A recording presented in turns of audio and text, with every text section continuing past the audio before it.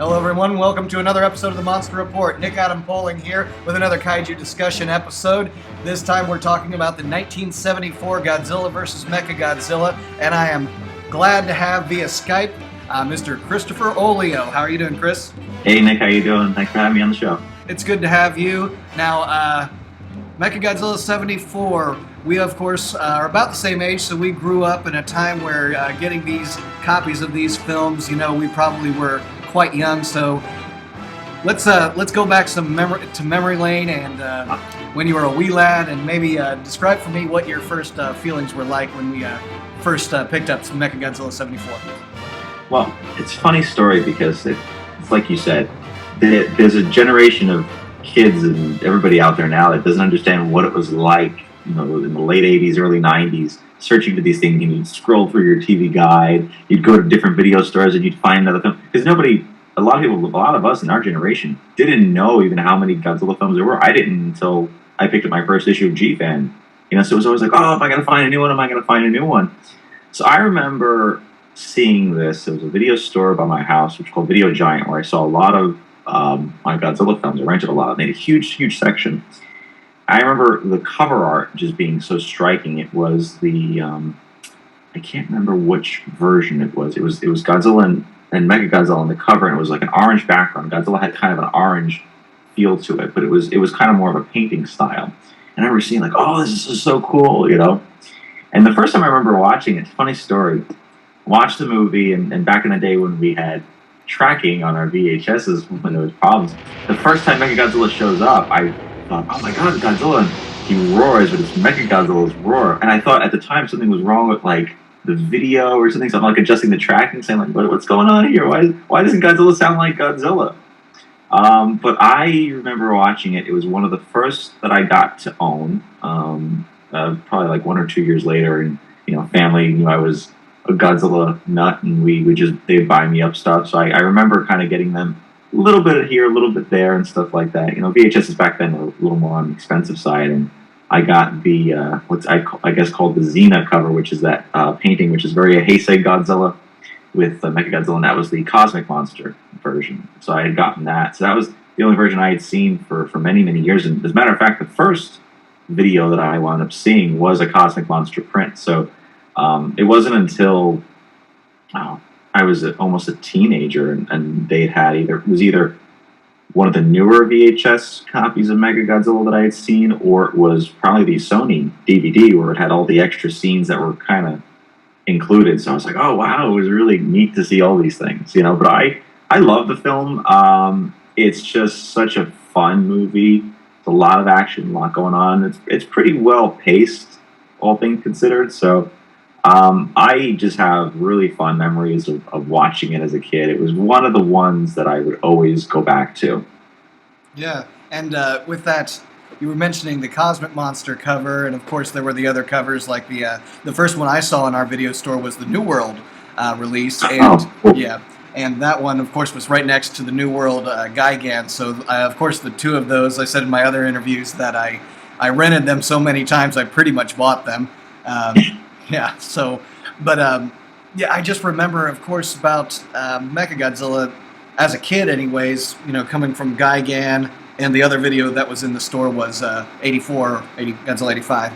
And the fact that this one didn't have as much monster action, or at least if you were to time it, it probably has maybe just as much as a lot of the other films, but there was long periods of the human scenes, which of course as a kid you're like, get to the monsters.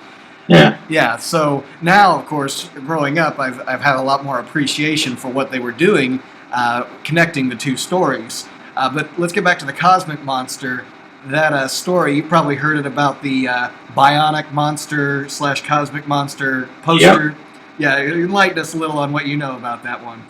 I know what I know from reading about it years ago was because of the Bionic Woman, that show that was very popular in the 70s. I guess they felt they had a monopoly on the title of anything saying Bionic. So when they first came up with that as a poster, apparently it was pulled very quickly, and the posters were rechanged to Cosmic Monster in the prints. But there's always rumors out there. I've never came across it in all my travels that there are I've seen a screenshot, I think, of it years and years ago, if I'm not mistaken, of the title card. But apparently, that there are, from what I was told, I've never heard. Some of the other VHSs that were issued had a Bionic Monster print. So, but I've never since tracked it down. Apparently, it was an obscure version. That's from what I told. I never seen it, so I can't judge. But Yeah, but it's maybe one of those oops kind of releases that are out there, kind of like we've had a few of those out there. yeah, I'd like to. I'd love to see it. It'd be cool, you know. Yeah, it would, and it'd definitely be one of a kind because they had to, stop saying the Bionic Monster, stop advertising Bionic Monster because we have a monopoly on the word bionic. I always said if they can do that, why don't I start, having a monopoly on the word versus? So everything that's Exactly. yeah, no one can use this word in any of their other movies because I copyrighted. Yeah, I guess it's one of those things where they said, you know what, it's not worth litigation, so Yeah. let's just switch it up. Well, I think probably at the time too, and again, I'm not probably an expert on this company's particular history outside of where they stand in G fandom, but I don't think Cinema Shares, who was the distributor, probably would have handled something like that. They're like, okay, yeah, sure, we'll just change it, no problem. You know, I don't think they had, like you said, the legal capacity to fight it or something. You know. Yeah, in a lot of ways. And Universal, gosh, they're bad about a lot of that. They've fought Nintendo for a lot of things, and but it is what it is. But here we are. At least have Godzilla versus Mechagodzilla now. Let's actually talk about some of the characters who we've got. Whether you want to talk about the actors who played a few of them, because we've got a few of the classic Toho Honda family, and we've got a few new actors, new faces in this lineup. Yeah, you know, I one of the things I think even as we were growing up watching these movies is that you'd be like, well, that's the guy from this one, that's the guy. Before we kind of knew who these people were, like Kenji Sahara, Kira Takarada, you just like, oh, that's the guy from this one, that's the one from this one. So it was good to see as a kid, Kenji Sahara and other Tonda family members that were in that pool of actors in the film and making cameos. Um, Yeah. is it who's I forget his name? You got, of course, Akihiko Hirata. Yes, as I was looking up, I was like, okay, I know his name. Hiroshi Koizumi also was in the film, so Yep. it's kind of nice to see the familiar faces. But I must say, I've always really enjoyed that particular cast of characters. I don't mean to butcher their names, but I know Misaki Daimon I thought he was a great lead. One of my personal favorite characters in the Godzilla lore.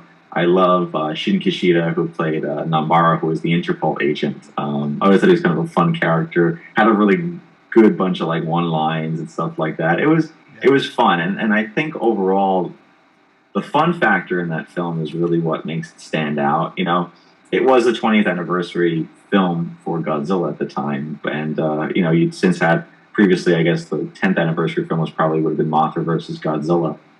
I think there was like a trend in those first few decades of Godzilla lore that they'd have these kind of big event films, and I think Mechagodzilla was that way. And matter of fact, did very well financially at the box office, which warranted the sequel we got. Because, as fortunately as many of us know, '70s Godzilla films didn't do all that great at the box office. So it was good that it kind of kept the series going, even just for one more entry, which is also a very popular entry as well, Terror Mechagodzilla. Yeah, and I've told people, of course, the mecha genre is really not anything that's new to the Japanese audiences. And unfortunately, I wish I'd love to say Mechagodzilla may have been the start of that, but we have Mechanic Kong, who predates this, of course. Yeah, that's the funny thing, because I didn't see King Kong Escapes until it was issued on DVD with was it Universal, actually. Universal. Yeah. So I didn't really grow up having cable, so chances of me seeing these things was either going to a friend's house that had it or going to a family member's house that had cable, and you kind of scroll through the TV guide and say, okay, I'm gonna, like, 4 o'clock this time, this is on. So I never seen King Kong Escapes as a kid, so I didn't know anything about Mechanic Kong until I started kind of getting more into the genre and getting big into collecting, and I was like, oh, what's this thing? Like a King Kong, Mm-hmm. So that's really, it was fun seeing them to take that idea, predating it with Mechagodzilla, with Mechanic Kong. But I remember as a kid meeting Nakano, who was the special effects director, Mr. Nakano, at a convention, and he kind of said that the inspiration for Mechagodzilla came from the old tin toys they used to have, the Godzillas, like the Godzilla, Baragon, and Gigan, those famous tin toys. And apparently that's where he kind of came up with the idea of doing a Mechagodzilla. So, and I mean, obviously, there probably was, okay, we did Mecha Kong, why don't we just do Mechagodzilla? So, it's kind of fun to think of it in that terms. And I think he's a really memorable villain for Godzilla to have. I mean, perhaps one of the deadliest, and definitely one of the coolest. Yeah, and especially even popular outside of a lot of the Godzilla fandom. I mean, obviously they realized there was quite the market for him because they brought him back in '93, brought him back for the Millennium series. So as far as the villains, he's almost right up there with King Ghidorah as far as the recurring nature of him, how many movies he's been in. So yeah, he gets plenty of different designs. Of course, he was so popular. Of course, they have had 3 origin stories for him over the entire course. Yeah. It's funny too. I mean, personally, my favorite's always going to be the original Mechagodzilla. I have a soft spot for that. I mean, I do love like Shinichi Wakasa's version of Mechagodzilla from the Millennium series, and I love the Kawakita Mechagodzilla from the Heisei series as well. I mean, it's a classic monster, and it's cool seeing the different interpretations and evolution the character has kind of gone through. But the first one's always going to be my favorite because it's what we grew up with, Yeah, man, and he's of course he gets that in the beginning of the film when like you said, he's introduced. Do not adjust your tracking, Chris, because that is exactly. Yeah, that is definitely Mechagodzilla disguised as Godzilla. I kind of wonder what the aliens were thinking of. Was their whole plan to eventually unveil him as Mechagodzilla? Because obviously they have that switch where he can reveal himself, burn off the outside of his his Godzilla suit, as it were. Or was it to just basically replace the original Godzilla with their counterpart, or maybe make humanity think that Godzilla's gone bad? It might have been. I mean, it could have just been one of those really neat plot holes from the films. I mean, who knows the thought process? But as a kid, the scene of the 2 Godzillas fighting was just so spectacular. You're like, oh my god, there's 2 of them. It's so cool. And for me, just watching it just makes your imagination go wild. And even though it's a relatively short scene when you watch it now, as a kid, it's just like this epic, long battle. But I think that can pertain to most of the Toho films. Looking back on them in our youth, we can say, they felt so much longer. But, nowadays in the 90-minute movies, nothing compared to most big films now are like 3 hours long sometimes, Yeah. And let's actually get into that. The aliens, our apes, from the third planet of the black hole.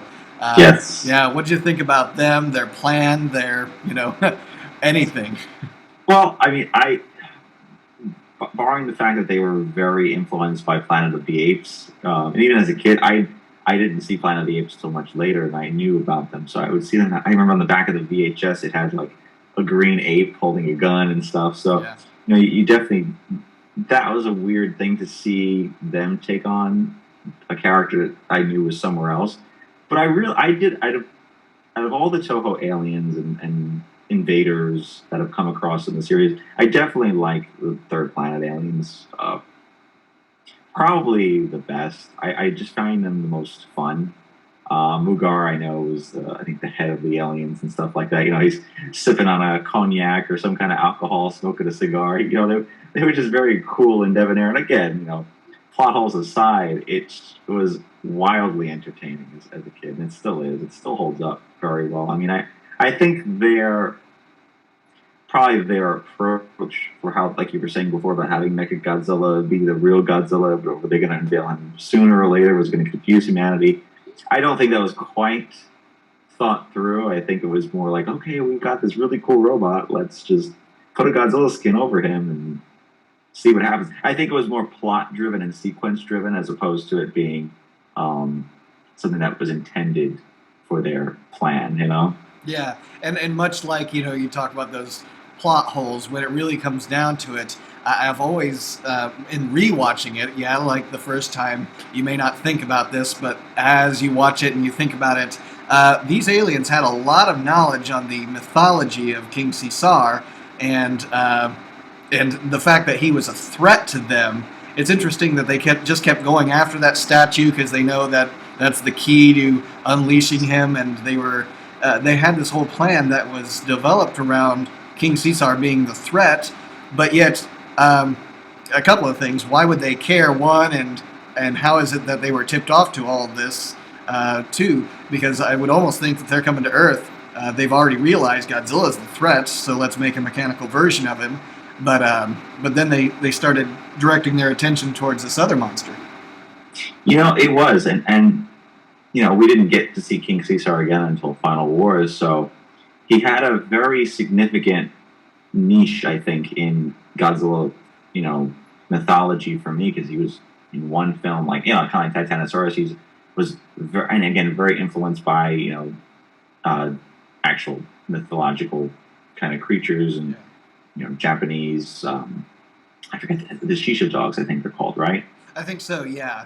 Very much inspired by the statuettes that they have. And he was a really cool monster. I mean, as a kid, I was like, oh, he kind of has King Kong's roar from Godzilla versus, or King Kong versus Godzilla, rather. And, he was just a cool looking monster. He looked very different. He wasn't a dinosaur. He wasn't an insect. So I think that's really what made him very standoutish. And the fact that there was such a build-up around the character. What is he going to do? What is he going to do? And I love Caesar. I think he's... I'd love to see more of him, hopefully, in future Godzilla installments. And I think he's definitely sometimes an overlooked character in the canon, Yeah, and he's, of course... between this film and Megalon, you get a sidekick for Godzilla. He's kind of had off and on sidekicks, Rodan and Ghidorah and Mothra, of course, and of course all monsters and destroy all monsters. But to have just a friend to be there to take on one or two monsters like the Jet Jaguar. I only wished about this film that they could have had that moment where both Godzilla and King Caesar could have had some, even if it were a visual communication, a handshake, something there to know that, hey, we're all on the same side here. Yeah, that always, looking back, is something that I think was maybe a missed opportunity. But the tone of the film tried, on some level, to take, I think, more of an adultish appeal, and I say that with a grain of salt, because was still very much a kid matinee feel. But the thing is that I think it was the heat of the moment, maybe, where they were just, here's this villain, we got to stop him, and it's no time to hey man, how you doing? So I think they just kind of went and did what they had to do as far as characters go. And I like that they gave King Caesar more than just the fact that he's strong and swift. I mean, he's got his eyes that are, kind of a reflecting prism for Mechagodzilla's eye lasers. Mm-hmm. Yeah, so because he doesn't have a projectile. Right, he was more, I think, brute force, maybe intelligence, and like you're saying, the mythology they build around him and how they, throughout the film, he keeps hinting at you, like, what is this? What is he going to be like? What is he going to be like? And, when I was a kid, I remember thinking he kind of looks like a big gremlin or something like that, or a big, dog kind of thing. But, for me, he's a really cool character in the canon, and hopefully we'll see him soon. Yeah, and that mythology, of course, that's surrounding him, we keep going back to, and that prophecy, that was one of those things that not a lot of the Godzilla films, the only one that comes to mind is GMK, about the idea of making them mythological creatures, and that there's this whole grand plan that's going to unfold, and so they kept seeing the signs, the clouds, and the cloud in the sky that was the mountain, the sun rising in the west, the blood moon, things like that, which are very familiar signs. And as a kid, seeing all this come about is actually that was probably the most compelling part of the human story that I found. Yeah, I agree. It's having the folklore and the legends of Okinawa kind of making its way. And again, what I love about the film is it's a very different setting. Even though, again, the budgets were lower in the 70s, so you weren't seeing these elaborate cityscapes and really grand sets, but you were seeing that different part of the culture, because I think all of us have developed an interest in Japanese culture just from loving these films. So seeing that as a kid was really cool to see, how these people who were on, very southern tip of Japan kind of lived, and, kind of seeing the ceremonial dances, the different architecture, it's more it's like stepping back more in time. And that's, I think, what was very interesting. And again, having that, I think, is a benefit to the film, Yeah. where you have the mythology and the legends of, when the red moon sets, the sun rises in the west, and all that. It really kind of makes you be a little more on edge, like what's going to happen, like what is this prophecy? Because when two monsters arise, it's going to be Godzilla, it's going to be King Caesar against Mechagodzilla. But there's a good build up there, and I'll really credit the film in that regard. Yeah, and you're talking about the budgets. Constraints of budgets sometimes shows its ugly face at times. Of course, in rewatching this as an adult, you saw it, but as a kid, did you notice the look of Godzilla constantly changing, and the fact that they had only so many suits to deal with? I did. It's a movie that doesn't rely too heavily on stock footage as opposed to some of the other films in the 70s. But, seeing the different types of Godzilla, so, you get where Mechagodzilla's, he's either wearing the regular Godzilla suit with, like, the patch of the space titanium on him, or he's, I guess, which was a test suit, or maybe it was a publicity suit that they utilized as the secondary Mechagodzilla suit, which obviously inferior, at least in the head. I mean, the suit more or less looks the same, but the face, there's a lack of detail. The mouth just kind of stands open. It doesn't really do much. It's as opposed to the Godzilla one, which kind of opens and closes, and it's a little more lifelike looking as opposed to the other suit. And I did notice that as a kid. Even a lot of the puppet shots, you notice it looks kind of weird that way. So, yeah, but it's all how they kind of went about to get the technique, and I think, effects wise, the film is kind of grand. I mean, Mr. Nakano was very much known for being, they'd call him Mr. Explosion. So all of his films have these really great, grand, explosive sequences and stuff. And Mechagodzilla is definitely no worse for that. It's exciting to see it, Yeah, absolutely. And the cool thing, even as a kid, I was like, Godzilla has all these abilities, and then we suddenly reveal a new one, and this, yeah, the giant magnet. You know what I mean? Where he's like, kind of like pulling Mechagodzilla towards him, Yeah, you've seen that meme on the internet that's like Godzilla was the first to use the Force, where he's looking like he's kind of drawing him in with his exactly. Strength. Yeah. Three years before Luke Skywalker, That's right. So, yeah, and I was like, yeah, Godzilla, gosh, he could do anything here. And the fact is, you see his Godzilla, his strengths, his weaknesses. It seems as though he's indestructible against anything humans can come up with, but other monsters can harm him. And now here's a mechanical monster, but you can kind of forgive it because even though he's mechanical, he was built by aliens, so they must have some technology that we don't. That's why, of course, he's this force to be reckoned with when it comes to smashing up Godzilla and causing him to bleed. And all of that. I know. And that's the funny thing, too, with the 70s films, is as people say that they're kiddie, in a sense, but like they were much more violent. I mean, even the Gamera films, the show original of the series, the show Gamera films, they had a lot of blood and like things getting cut up, or you'd be profusely bleeding. And 74 Mechagodzilla is no different, where Godzilla's kind of shooting blood out of the neck when Mechagodzilla's attacking him.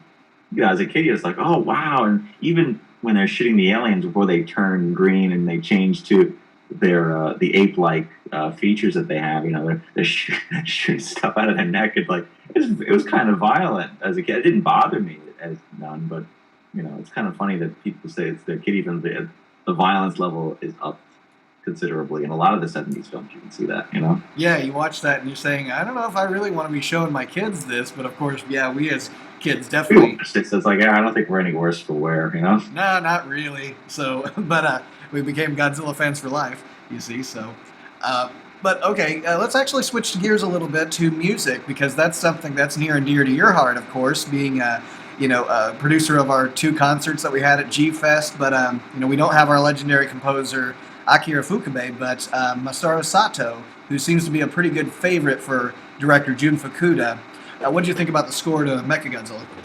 I really enjoy it. It's a very jazzy score at times. It has a very good element and ambiance of mystery. Some of the King Caesar themes. It's very melodic. It's very mysterious. I really like it, and it's interesting seeing his body of work, Masaru Sato, because he doesn't really. his sound kind of, I feel, changes from film to film. It's not quite a consistent sound. It kind of goes with whatever the story is going there for that time. I mean, he reuses the track from Son of Godzilla when King Caesar and Mechagodzilla first start fighting, which is the Kamunga music as well when they're fighting towards the end of Son of Godzilla. But for the most part, it's a lot of really new music, and I thoroughly enjoy it. I mean, Sato was somebody who was very known for, I mean, writing tons and tons of film scores. He did a lot of the stuff for some of Kurosawa's most famous films, you know, Redbeard, Yojimbo, Hidden Fortress, and he's a really wonderful, wonderful composer. And again, I think our favorites are always going to be Ifukube, but he coming in as a secondary composer, especially early on in the series, which with Godzilla Raids Again and Son of Godzilla and Godzilla vs. Sea Monster and so on and so forth. You know, they're really, really interesting scores, and they're very much I feel like they're very tonal with the way the film is, as opposed to being something that is more of a consistent, you know, lush, beautiful orchestra that maybe say if Kube had, you know, and he kind of was the master of knowing, describing musically what these monsters were and the fights and the struggles that we're in. But Sato's scores are very, and this is just my opinion, they're kind of reflective of the individual films themselves. Yeah. But I enjoy it. I think it's great. Yeah, and I get that kind of spy movie kind of feel with the 70s Oh yeah, films. it's very Bond influenced, you know. Yeah, and I think he would have been the right composer for the film, exactly like that. And then Ifukube came in with Terror Mechagodzilla, writing some new themes, of course. But I mean, the fact is, we get the best of the both composers with similar monsters.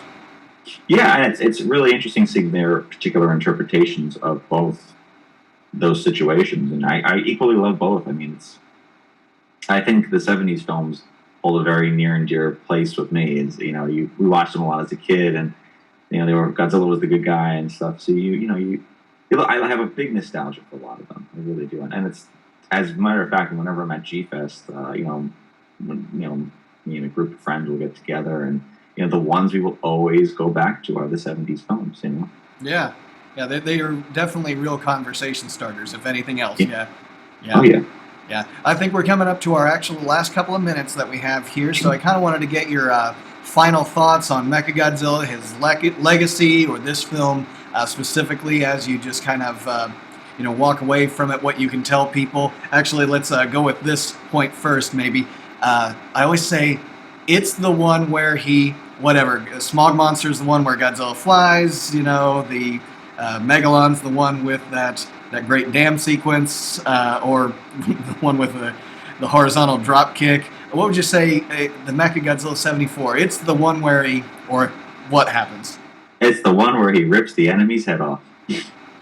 Yeah, there you go. Yeah, and you have that memorable quote that you always love, that Nabara always said. Hey, on a beautiful night like this, you should talk about love. You know, it's those kind of one lines here and there in these films and in these dubs that, you know, they're so quotable, and again, they are conversation. They're you know, sometimes the brunt of many fun jokes in the fandom, but you know, it's what makes them characteristically like the '70s films or the show. They're very defined by their time, and I think you look back and you get that line, you smile, you chuckle, because it brings back a warm memory and something that we have from our youth, you know. Yeah, absolutely. Okay, last final thought on Mechagodzilla that you want to leave our audience with? Yeah, you know, it's a really great film. If you're looking for a really fun time and you want to watch a film that's got some good action, and you know, maybe it goes a little crazy with the spy element of things, but if you want to have a good movie, a good time, and sit with a bunch of group of G fans or even just newcomers, I would definitely recommend Mechagodzilla 74. I think it was Jun Fukuda's last Godzilla film that he directed, and you know, I think he was a very fun director and held a very special place in the series. Yeah, and my final thoughts actually are on it. I would not trust Keisuke with his fighting skills to be on my side with anything, because I realized watching it again last night and this morning that he is not good at fighting the apes. they come out at him with some moves that I have never seen before in a movie, and he realized that he was going to fail on the boat, so he made a duplicate of the statue. Yeah. Let Kenji Sahara, the captain of the ship. And it makes you wonder, where did he get a really good replica of that made? You know what I mean? It was like to the T. You know, it makes you wonder. Wow, he has some good sources. You know. Well, there was a guy on the boat that said he could do it for 10,000 yen or something. Exactly. he was darn good at fooled them, right? Fooled who was it? Masahiko in that I think so. Yeah. Anyways, it fooled the girl. So, anyways, yes, Mechagodzilla has a lot of just great, memorable monster destruction scenes and fight scenes, and a really compelling story. And it's one that I definitely suggest for people. And obviously, it definitely launched a legacy of a new foe for Godzilla. So, yeah, that's where I kind of always leave this. So, thank you very much, Chris, for joining us here for the Monster Report. And I should have told you about this earlier, but anything that maybe people can do, either follow you or maybe look forward to anything that's coming up, with the exception of Symphonic Fury, because we're going to save that for another episode. Sure. Right now, I mean, definitely find us on Facebook. You can look us up at the Ep.24 concert sites. We're on Facebook. We're on Twitter. You can go onto our website, Genesis54Incorporated.com. That will be upgraded in the next 2-3 weeks, so we'll be a little more up to date with some things. But right now, it's a lot of post-production and pre-production. There are some things being worked on, I mean, outside of concert stuff. So, right now it's a matter of seeing where the rest of the year is going to take me and John for various projects. So, G-Fest is coming up, and we're going to be there, and that's going to be a lot of fun. And we've got some good stuff, hopefully, cooking up for that around that time in the fall. So more on that as things develop. All right, we're definitely going to have a follow-up on some of the things that's happening with the last year's concert, and maybe some things that might be something for people to look for at G-Fest. So if nothing else, Chris, we'll be seeing you this summer in Chicago. Absolutely. Great being on the show again, Nick, and we'll see you soon. Thanks, everybody. All right, thank you, Chris. And thank you for joining us for another great episode of the Monster Report. And definitely follow Chris and the Gefukube 100 guys on Facebook. Check out what's going on with that. And for me, Nick Adam Poling, this has been another episode of the Monster Report. We'll catch you next time.